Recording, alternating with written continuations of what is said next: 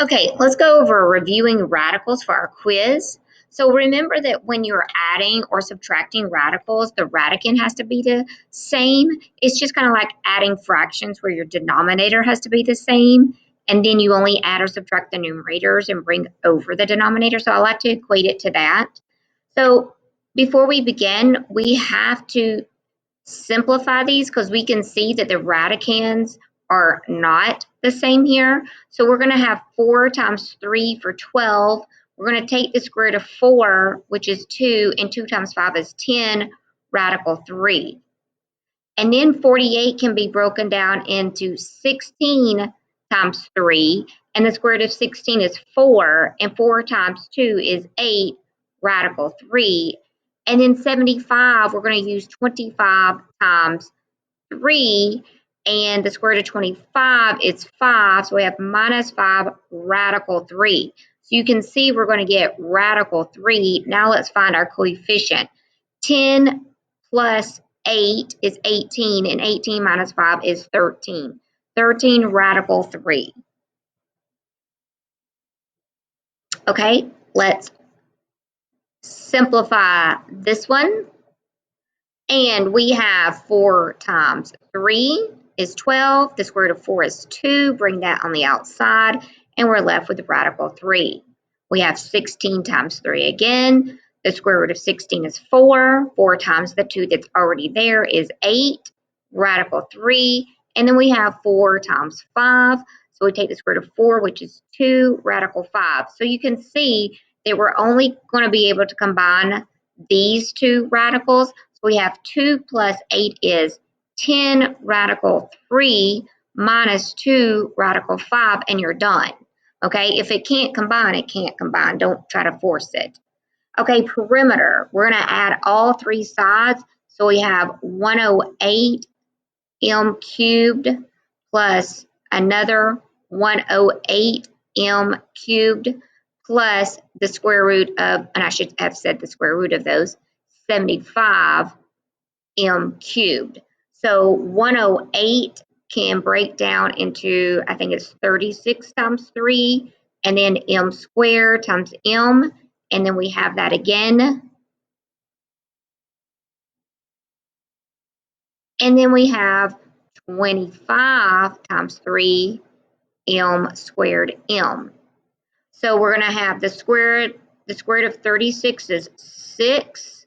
The square root of m squared is m, radical 3m, plus the square root of 36. So we have that same expression again. And then lastly, the square root of 25 is 5.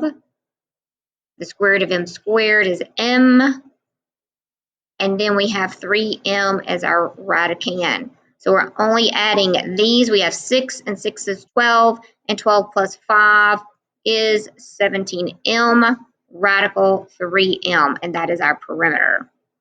Now let's do area, which is length times width. So we're going to have the square root of 5m squared times radical 12m to the third. So just like with fractions, you multiply like components. So we have our coefficients are 1, so we're going to have a 1. And then our radical is going to be 5 times 12 is 60. M to the second times m to the third. We bring in our power rules and add. And now we're going to simplify this. So I know 4 times 15 is 60, and 4 is perfect.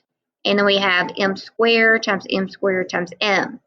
I want to take the square root of 4, which is 2, take the square root of m squared, which is m, take the square root of m squared, which is another m, and then we're left with radical 15m.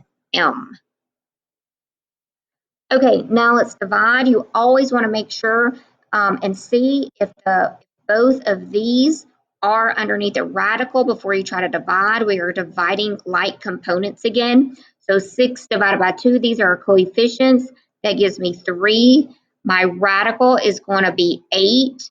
I'm not going to leave it like that because 8 can simplify. I'm going to take the square root of 4, which is 2, and 2 times the 3 that's already there is 6, radical 2.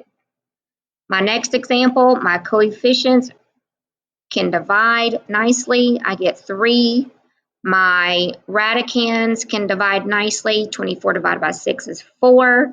X to the 5th divided by x to the 2nd. We're going to use our quotient rule.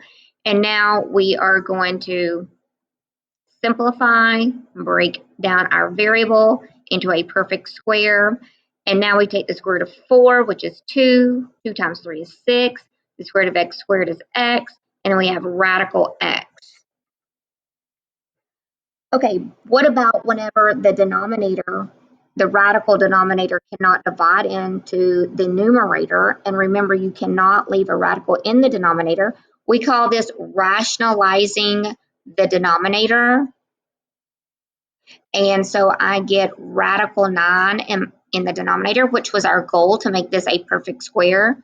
So we could actually have a number not a radical in the denominator. And then in the numerator, we have radical 6. That cannot be simplified. My coefficient is, so the coefficient is 1 over 3. My radicand is the 6. Okay, don't be tempted to divide this coefficient into this radicand. They are two different components. Okay, next we have 7 that can't go into 10. You do not have to multiply by the 2, only radical 7. That's all we have to use. That's what's going to create that perfect square. So I have 2 times the understood 1 is 2, radical 49.